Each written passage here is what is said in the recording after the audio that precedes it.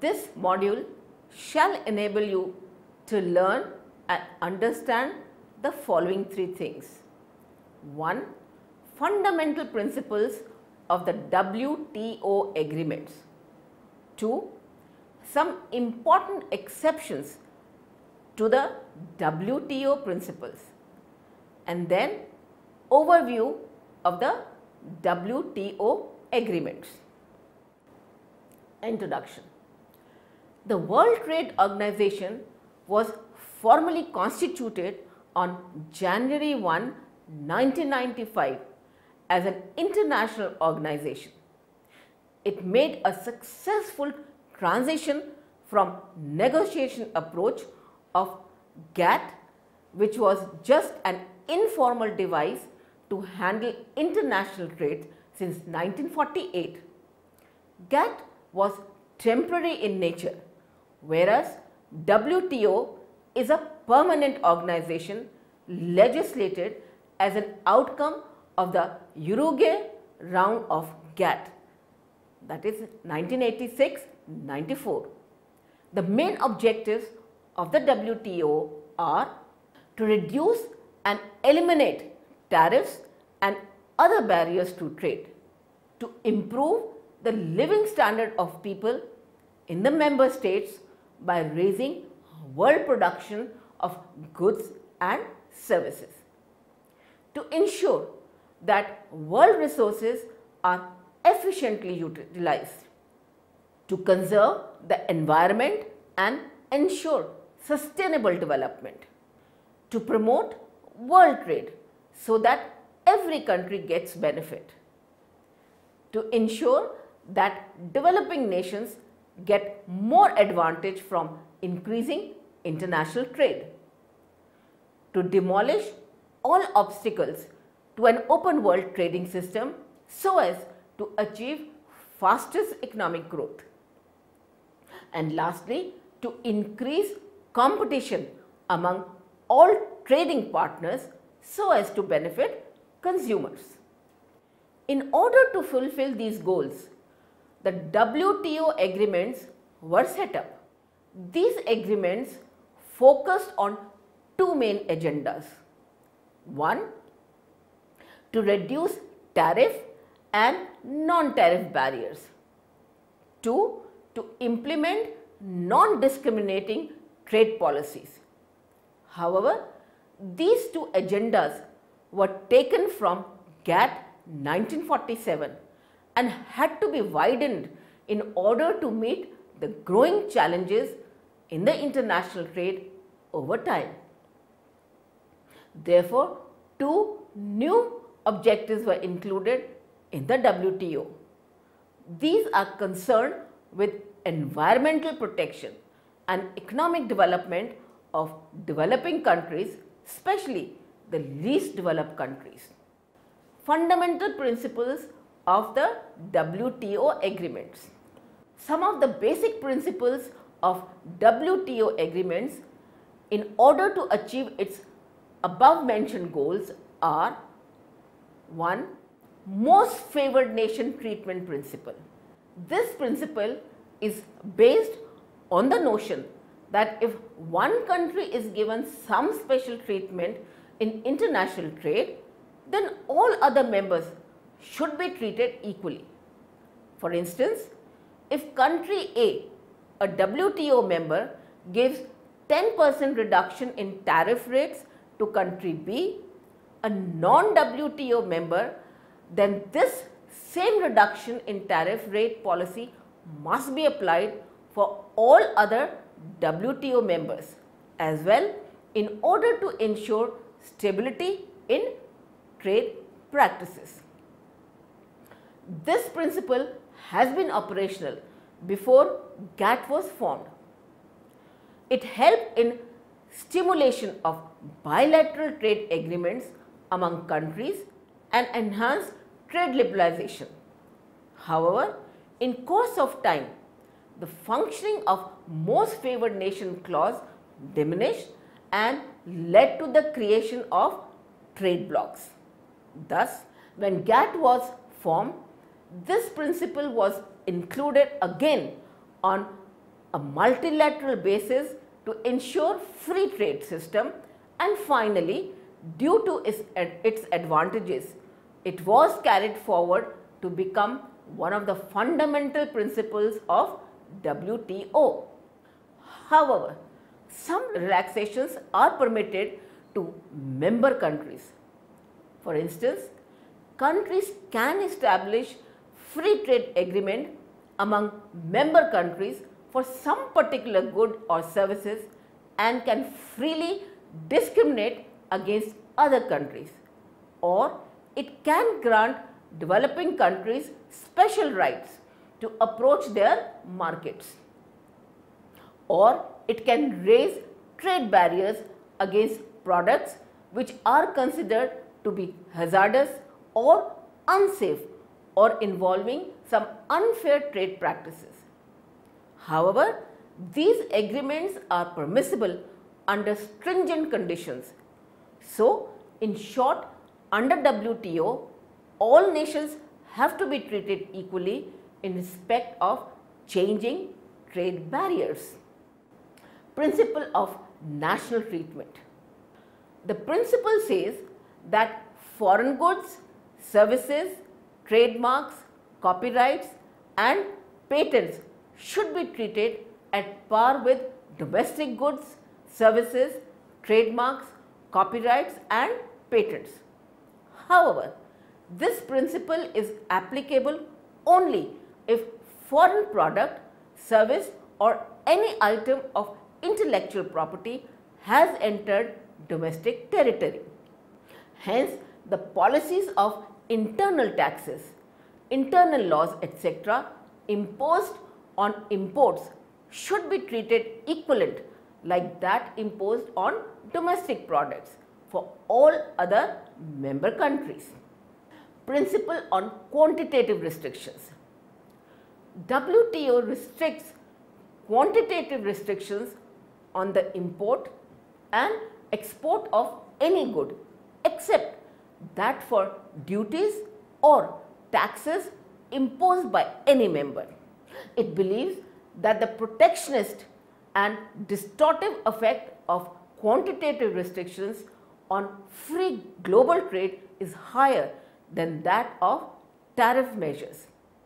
For instance, if a country imposes tariff to reduce imports, then other trading partners can still increase its exports by making its product cost effective and thereby overcoming trade barriers caused by the tariff.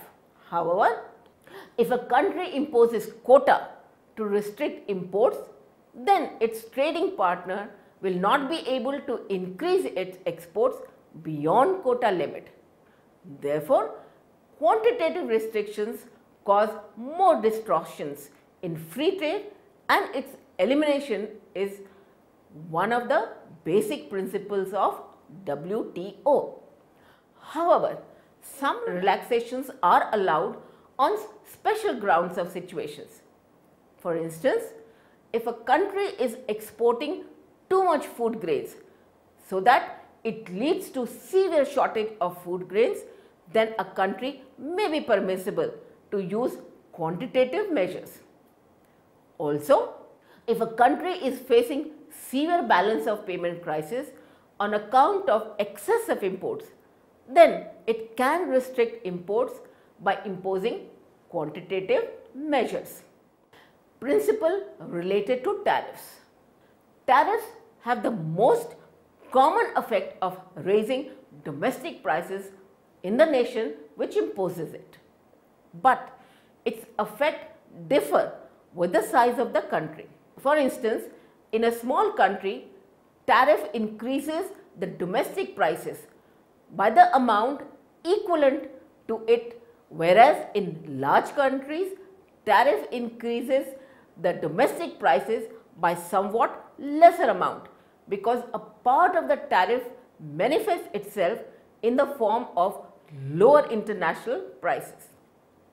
This creates a gap in prices of importing and exporting nations. Thus, imposition of tariff leads to excess supply over demand in the importing country. However, its imposition is beneficial for government of importing country as it gets a revenue. Therefore, the net distortionary effect of tariff depends upon whether the cost to the consumer due to higher prices is greater than profits to producers and government revenue. If this is the case, then small countries are the ultimate sufferer because they are unable to reduce international prices and thus find no improvement in their terms of trade. In such a scenario, relatively lower tariff rates can help to protect domestic industries of small countries, and to achieve this goal, WTO sets as a principle to reduce tariff rates. Individual member countries formulate concessions on the maximum limit for their tariff rates, beyond which they are not permissible to impose tariff. Some important exceptions to the basic principles. Though WTO establishes fundamental principles to WTO agreements, there are some important exceptions to this. Below mentioned are some of these exceptions. Anti-dumping measures. Dumping is referred to a situation in which home country sells a product at much lower price to a foreign country than within the country.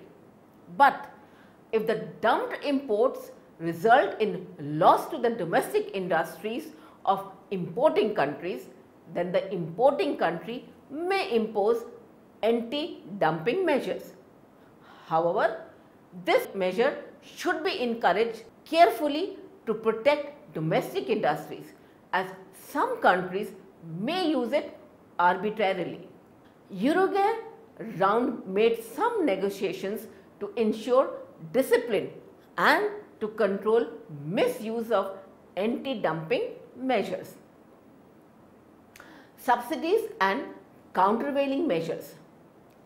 Subsidies are provided in various forms such as grants, industrial development subsidies, research and development subsidies, regional development subsidies, structural adjustment subsidies, tax exemptions, export credits, low rate interest financing of projects, etc. Though subsidies provide protection to domestic industries, it may hamper competition that will prevail in a free market system.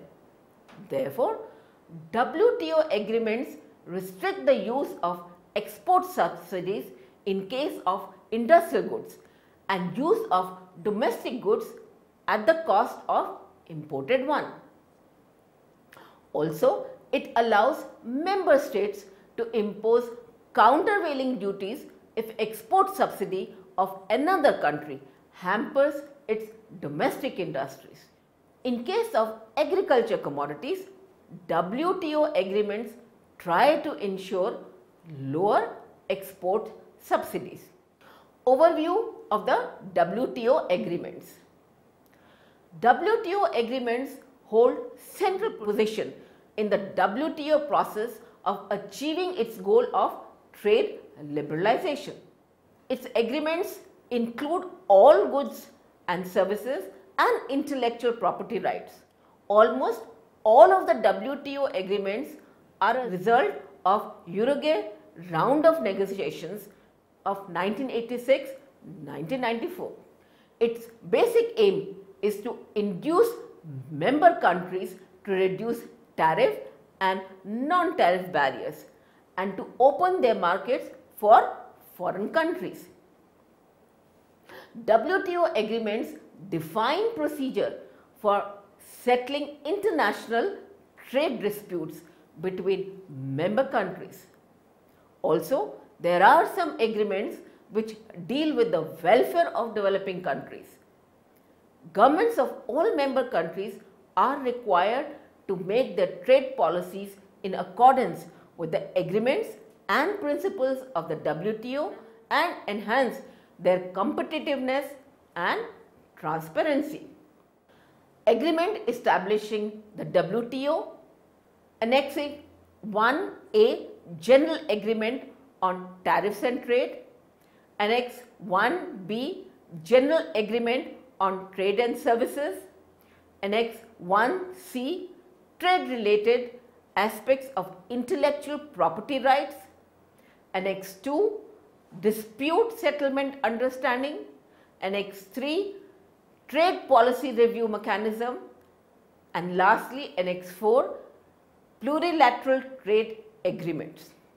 Marrakesh Agreement establishing the WTO. Manifested by the Marrakesh Declaration, the Marrakesh Agreement was signed in Marrakesh, Morocco on 15th April 1994. It made the culmination of the 12-year-long Uruguay round and established the World Trade Organization. On January 1, 1955, it officially came into being. It was also supported by numerous other agreements on issues including trade in services, sanitary and phyto-sanitary measures, trade related aspects of intellectual property and technical barriers to trade. The agreement developed out of the General Agreement on Trade and Tariff. A new, more productive and lawfully mandatory means of dispute resolution was also established. No entity could be a party to any one of these agreements without being party to them all, and hence the various accords which make up the Marrakesh Agreement are a combination of an indivisible whole. Annex 1A General Agreement on Tariffs and Trade 1994. The Marrakesh Agreement, which establishes the WTO, clearly mentions that the General Agreement on Tariffs and Trade 1994 is legally different from the General Agreements on Tariffs and Trade 1947. GATT 1994 covers A. All provisions of GATT 1947, B. All provisions which come under GATT 1947 before its entry into WTO agreements such as rectifications, amendments or modifications which were introduced through the rules of pre-Uruguay round legal instruments. C.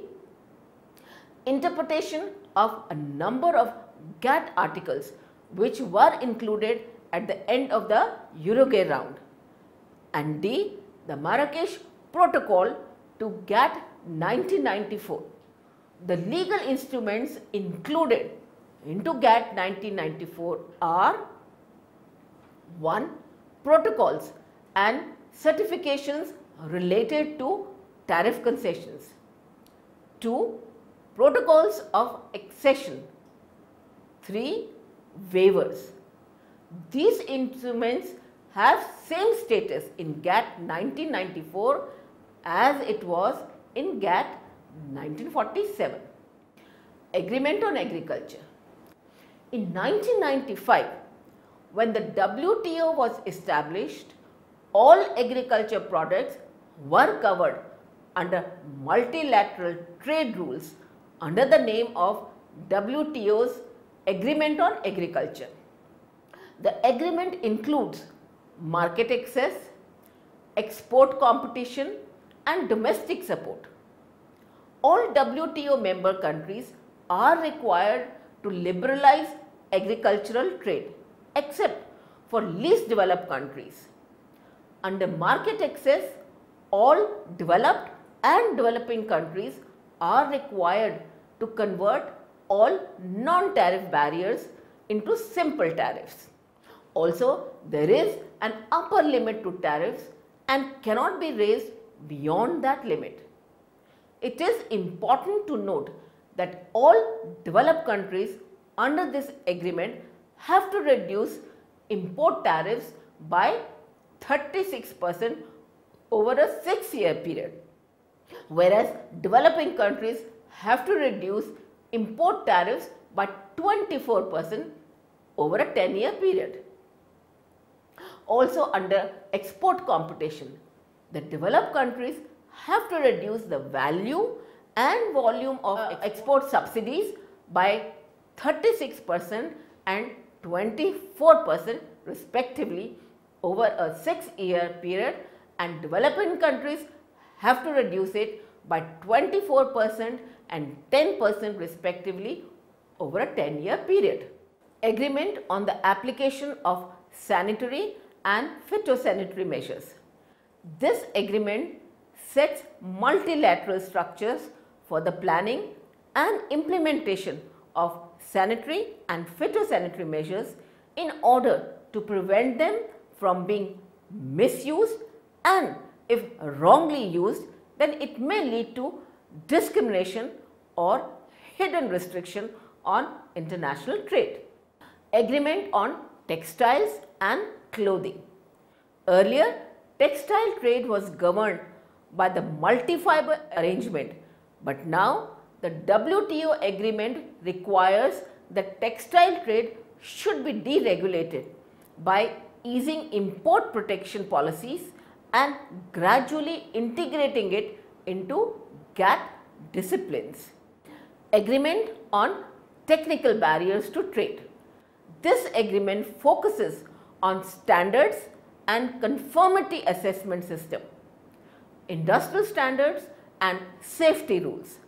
Norms on environment protection should be such that they are not abused for personal interest. Otherwise, they may become unnecessary trade barriers. Hence, its aim is to achieve transparency in standards and conformity assessment systems and its harmonization with international standards. Agreement on trade-related investment measures. In the late 1980s, there was a significant increase in flow of foreign direct investment in all over the world. However, this inflow of FDI was restricted by some countries by imposing many restrictions, such as local content requirements, which require purchase or use of locally produced goods, manufacturing requirements, for example, some components to be manufactured domestically, trade balancing requirements, which requires import of products be equal in amount to the volume or value of domestic products exported, domestic sales requirements, that is measures restricting the export of products, technology transfer requirements, export performance requirements, that is a fixed percentage of output volume to be exported, foreign exchange restrictions, restricting the import of product used in local production in order to prevent outflow of foreign exchange, remittance restrictions, licensing requirements and employment restrictions in order to protect domestic industries. All these restrictions acted as trade barrier, and in the Uruguay round, negotiations were made to regulate investment measures. The TRIMS agreement prohibited investment measures that violate the principle of national treatment and general elimination of quantitative restrictions. Also, it explicitly prohibits local content requirements, trade balancing requirements, foreign exchange restrictions and export restrictions, that is domestic sales requirements. Anti-dumping agreement. As seen above, the WTO principles allow for some exceptions like anti-dumping measures. However, this agreement states that this measure should be encouraged carefully to protect domestic industries, as some countries may use it arbitrarily. Uruguay round made some negotiations to ensure discipline in the method of calculating dumping margins and frequently conducting dumping investigations to control misuse of anti-dumping measures. Customs Valuation Agreement. This agreement sets special rules in order to harmonize customs valuation systems with international system by removing arbitrary valuation mechanism. Agreement on import licensing procedures. This agreement prevents import licensing procedures from becoming an undesirable and trade barrier by simplifying administrative operations. Agreement on subsidies and countervailing measures. WTO principles allow for some exceptions in the subsidies domain. Though subsidies provide protection to domestic industries, it may hamper competition that will prevail in a free market system. Therefore, WTO agreements restrict the use of export subsidies in case of industrial goods and use of domestic goods at the cost of imported one. Also, it allows member states to impose countervailing duties if export subsidy of another country hampers its domestic industries. In case of agriculture commodities, WTO agreements try to ensure lower export subsidies. Thus, the WTO agreement clearly defines subsidies, its various forms and procedures for implementing countervailing duties. Annex 1B, General Agreement on Trade in Services. This agreement is an extension of multilateral trade system to the services. It provides rules such as most favored nation treatment to ensure trade liberalization and transparency in services trade. Also, it prohibits member countries from putting restrictions on market access and other discriminatory measures that may hamper trade in services. Annex 1C, Agreement on Trade Related Aspects of Intellectual Property Rights, that is TRIPS. Intellectual properties such as copyrights, patents, trademarks, geographical location, hidden information, etc. are covered under this agreement. It states most favored nation treatment and national treatment principle for protection of intellectual property rights. Also, member countries are obliged under this act to maintain, protect and administer intellectual property protection system. In addition, it set rules for the settling of dispute related to intellectual property rights. Annex 2, Understanding on Rules and Procedures Governing the Settlement of Disputes. It establishes common rules and procedure for dispute settlement on trade related issues in member countries. Its objective is to prohibit discriminatory measures by members, ensuring quick settlement of disputes by making panels, time frames and instituting an appellate body for the same. Annex 3, Trade Policy Review Mechanism. This agreement sets procedures for review of trade policies of member countries.